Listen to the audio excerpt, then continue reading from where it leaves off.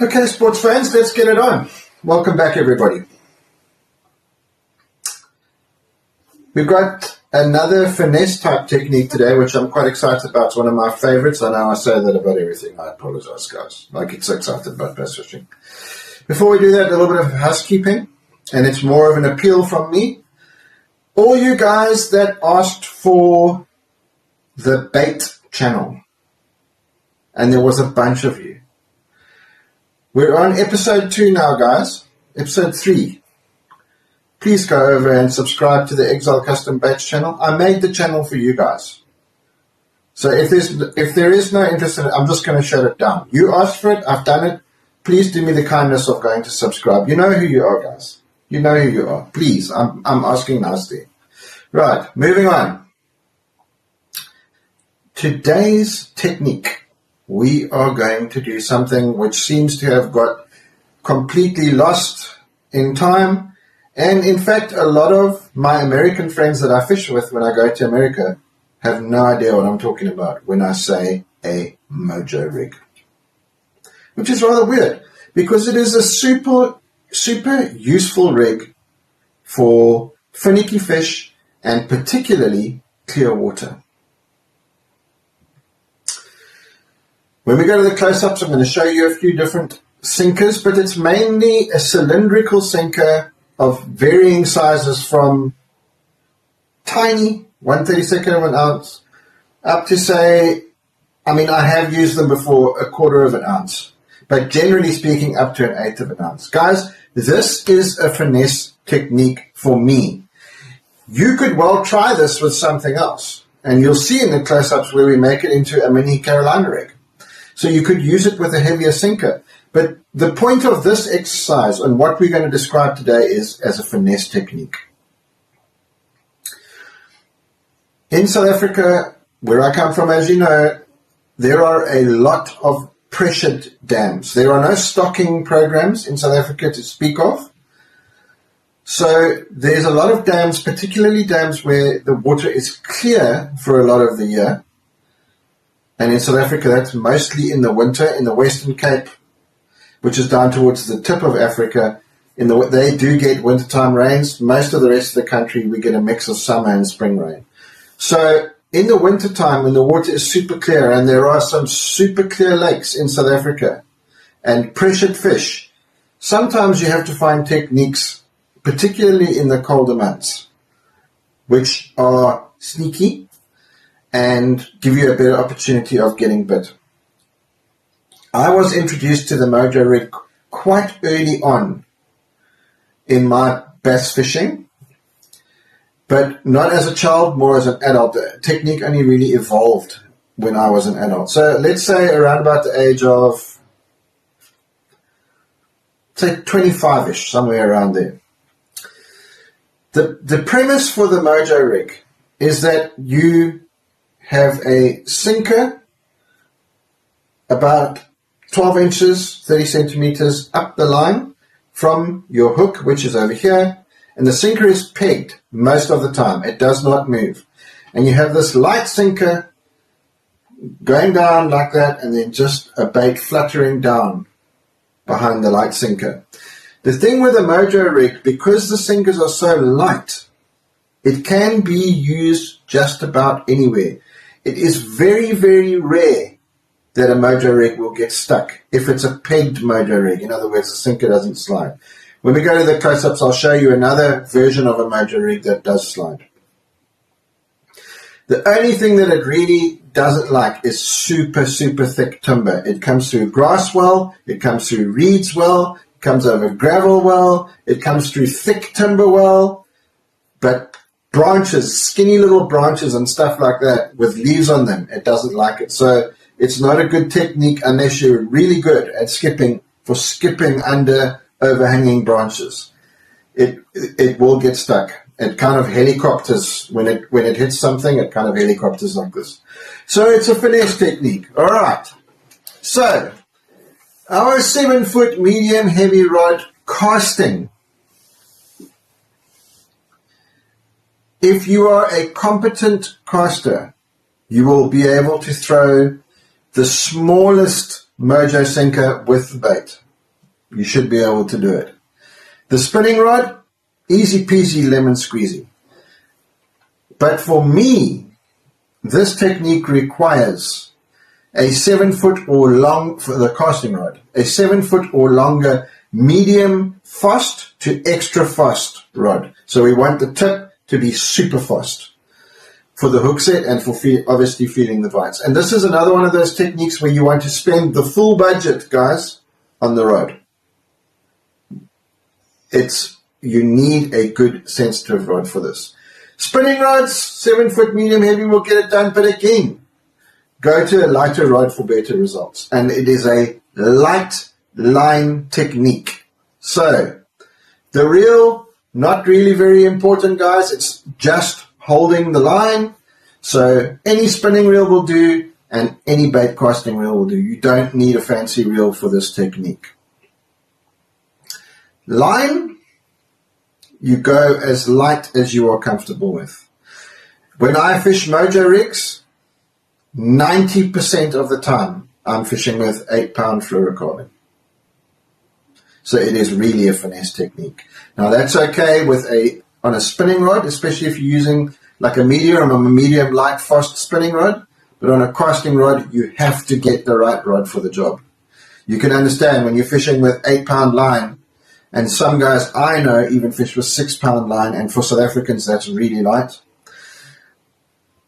You need a rod that can absorb and not snap the line on the hook set, but you still needs to be a sensitive rod. So 8 to 10-pound line, guys, let's just leave it there for us. We're learning, and in fact, for learning the Mojo rig, just go straight with a 10-pound. And it's going to be a fluorocarbon deal. With a spinning rod, yes, you can fish with a braid to fluorocarbon. I don't recommend it with a casting outfit.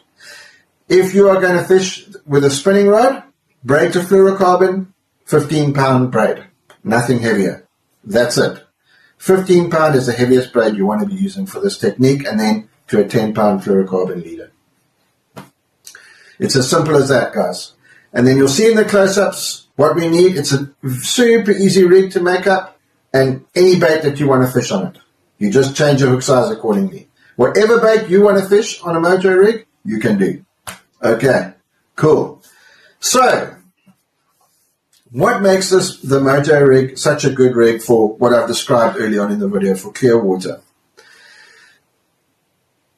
A lot of the time, the little sinkers that you get for Mojo fishing are tungsten sinkers. They're very hard. They help you feel your way through the structure or cover that you're fishing in. But the deal with it is it's a tiny sinker. It is not making a lot of noise. It's not super visible. And it's just enough weight to get the bait down. So depending on what weight you're using, and I recommend you go as light as you are comfortable with, this is not really a deep water technique. Could you fish a Mojo rig in 30 foot of water with a quarter-ounce sinker? Yes, you could. Do you want to do that? Not really. Not really. To set the hook on a fish in 30 foot of water with a casting rod on 8 or 10-pound line, it takes some doing, guys. So let's say a Mojo rig, particularly for when we're learning the Mojo rig, from the bank out to 15 foot. And there are plenty of fish to be caught from the bank out to 15 foot, guys. Tons of fish that you can catch, particularly on a Mojo rig. So what it does is, the little sinker will be sinking down. Obviously, the sinker is generally speaking heavier than the bait, except if you're fishing with a sinker, a 5-inch sinker, say. The little sinker is sinking down, and whatever your bait is just fluttering and moving down behind the bait as it sinks down to the bottom. A lot of the time, and we'll talk about the bite a little bit later, but a lot of the time, the fish, because of how slow it's moving, the fish will actually come up and fetch the bait, which is super cool. It's a really exciting bite because you're feeling your bait down, and all of a sudden your line just takes off and the fish is going, which is great. It's an absolutely thrilling experience when you get a bite like that, particularly from a big fish. And that was the next thing that I wanted to touch on, guys, is just because this is a finesse technique doesn't mean that it's not a big fish technique. it is absolutely a big fish technique. I have caught several fish over 10 pounds on Mojo Rigs. Let's say that again. I have caught several fish over 10 pounds on Mojo Rigs. If I can find a couple of the pics, I'll put them up for you. Big fish. It is also, if you're a tournament angler, which I know most of you guys that are on this channel will not be, but one day you might gravitate that way towards tournament angling. Fantastic way to catch limits. It really is. It's the best way that I can describe it is non-invasive way of catching fish.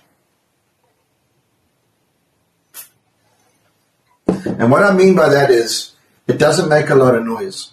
If the little sinker, because it's tungsten, happens to hit a rock maybe or a piece of gravel, it may click, but it's not going to make that click, click, click sound that you get with a Carolina rig or a free sliding Texas rig or something like that, or even a jig. So it's a stealthy technique. Where could you fish a Mojo rig? Guys, this is one of those deals again where the map is irrelevant. I fish Mojo rigs everywhere. Because it's such a stealthy presentation, it is particularly good around weeds, grass, reeds, rock, gravel, docks, jetties, thick timber, like we said earlier, not good around tiny little branches. Thick timber, you can fish it anywhere. Anywhere. And alternate baits in between those different types of structure. If you're fishing around timber or rock, maybe go to a crawdad. If you're fishing around grass, maybe go to some kind of a minnow bait or a super fluke or a junior fluke or one of these new baits that they use for minnow shaking. Use it on a Mojo rig. They are awesome on Mojo rigs. So anyway, I know I say this about a lot of other baits, but a Mojo rig is one rig that I always have tied on. It doesn't matter where I'm fishing. It doesn't have to be a clear water lake.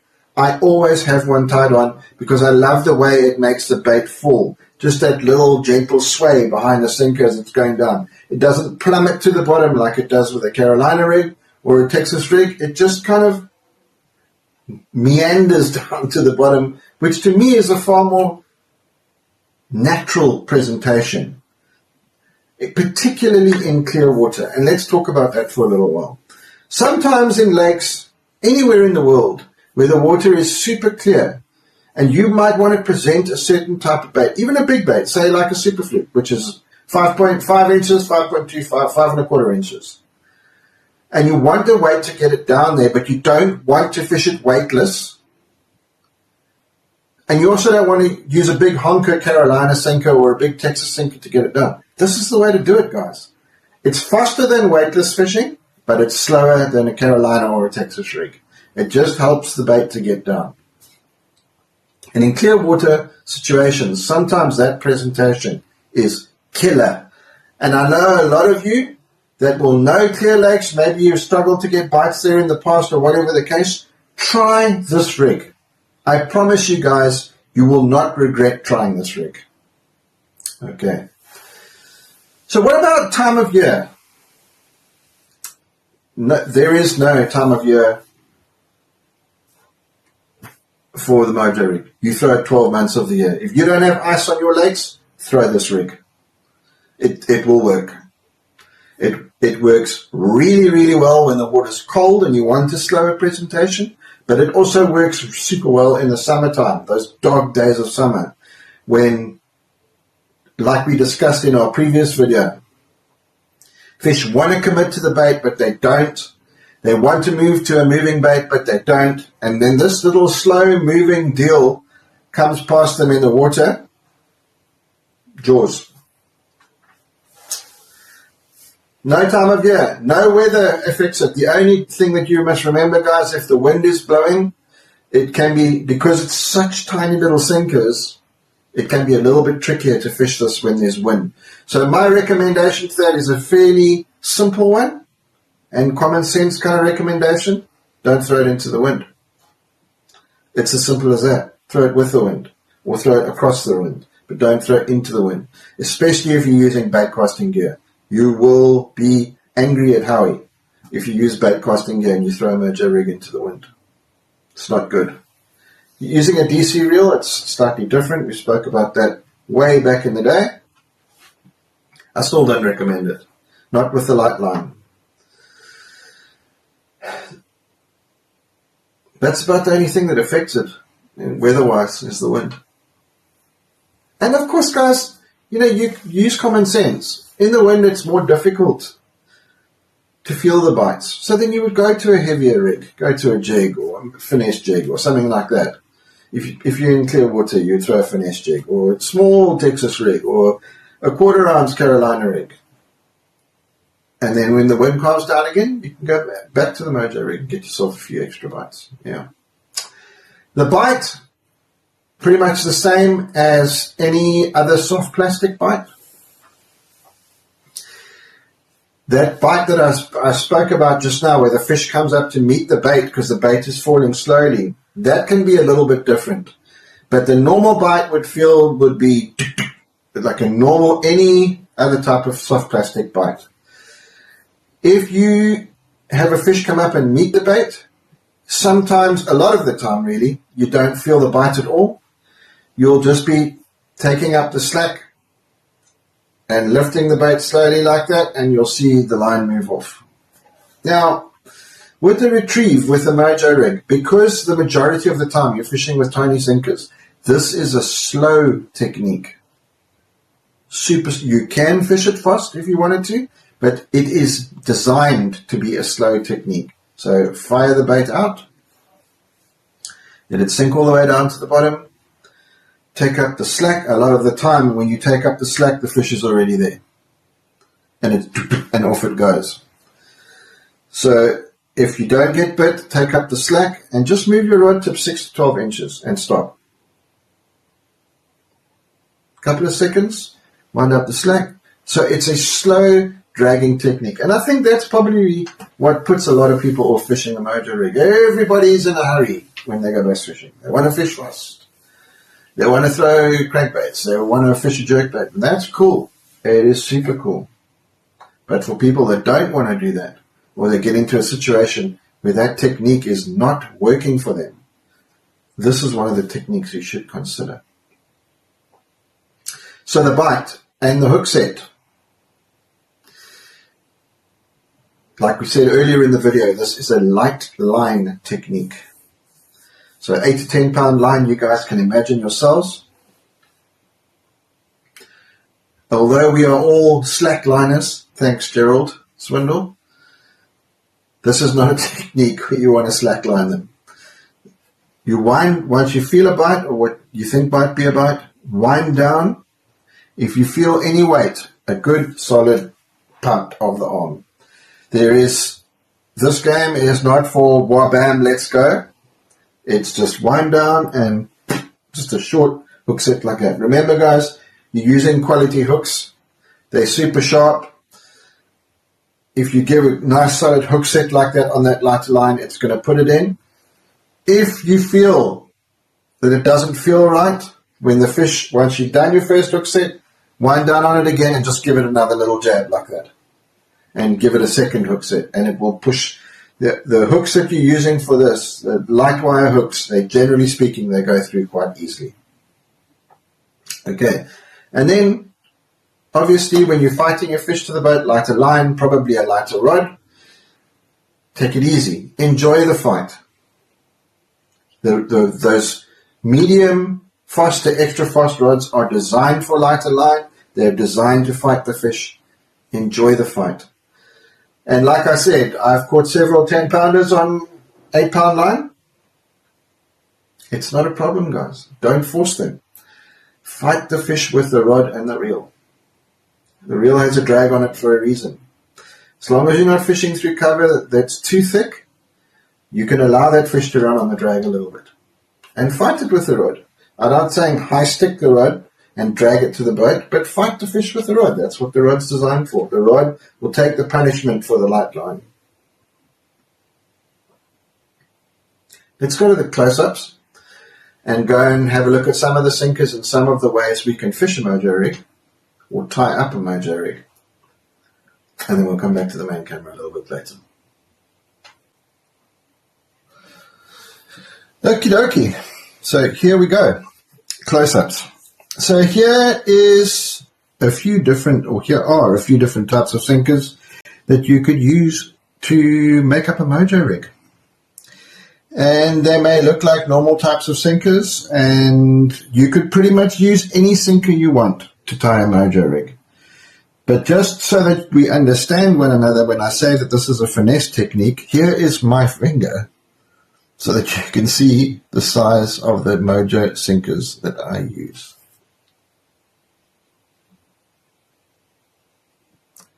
Little sinkers, guys.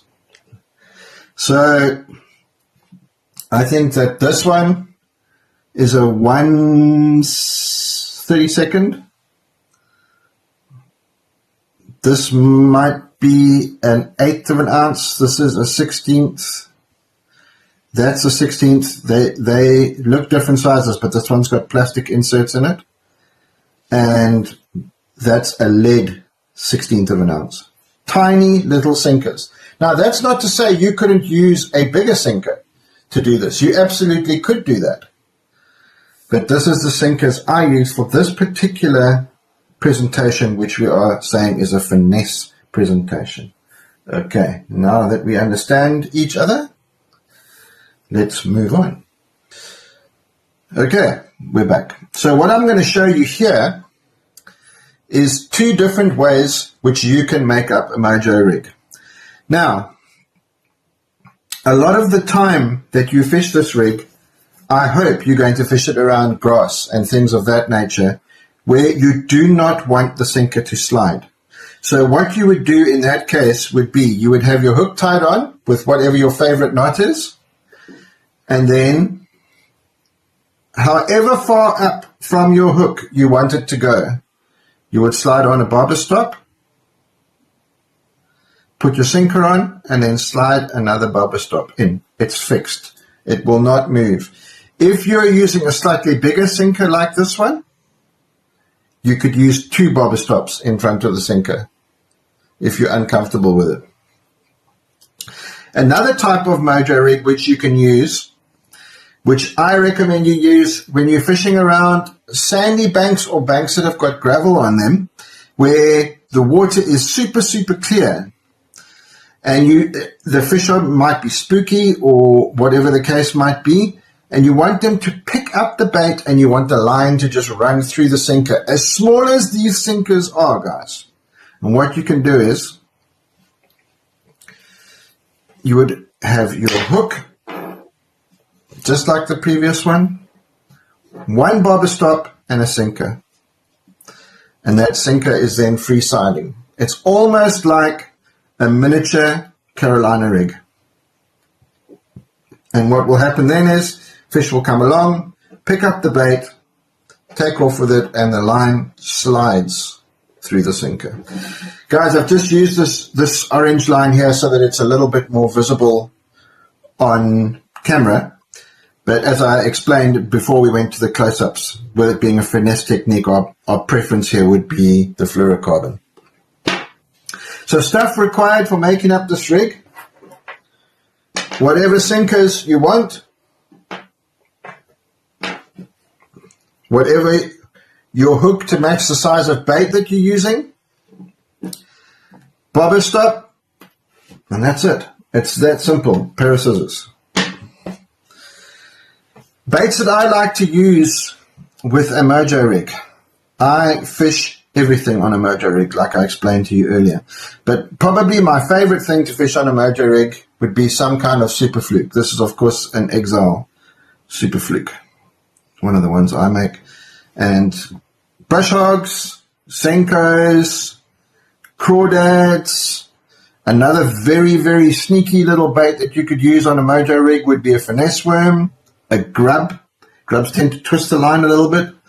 Finesse worm, if you're fishing for spotted bass on a Mojo Rig, is poison, absolute poison, and something you guys might want to consider doing if you live near lakes that have a lot of spotted bass in them. Okay, let's head back to the main camera. Okay, that's Mojo Rigs, done and dusted. My preferred finesse technique.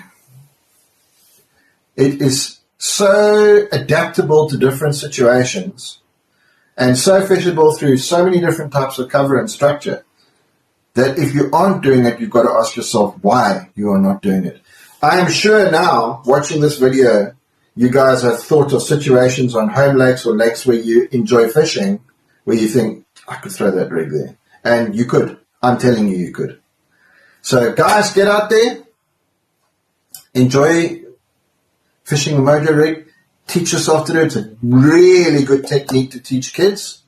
No treble hook experience. And you catch a lot of fish doing it. I hope you enjoyed this week's episode. Thanks for joining us, guys. We'll see you next time.